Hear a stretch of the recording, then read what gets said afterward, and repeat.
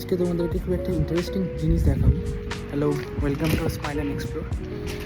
আমরা যখন জাপানে এসেছিলাম তখন আমাদের এই দেশটার প্রতি যে ধারণাটা ছিল সেই ধারণার থেকেও বেশি, মানে মোর দ্যান আওয়ার এক্সপেকটেশন, এই দেশটা আমাদেরকে দেখিয়েছে।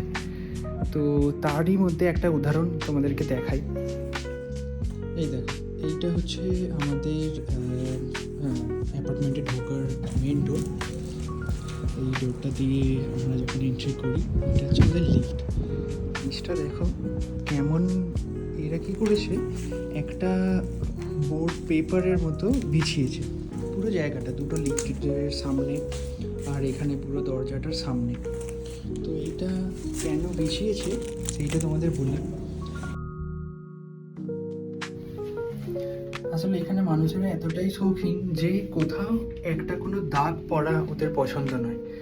মনে হয় কালকে কোনো শিফটিং বা কিছু আছে হয়তো, সেই জন্য এই ইউআর, মানে যে এদের অর্গানাইজেশন আছে এই অ্যাপার্টমেন্টের, সেই ইউআর থেকে এই সমস্ত কিছু, ইভেন এই লিফটে আমার পিছনে দেখতে পাচ্ছ, লিফটের ভেতরের দেয়ালগুলো পর্যন্ত, লিফটের নিচের ফ্লোরটা পর্যন্ত ওরা পুরো এই পেপারটা দিয়ে পুরো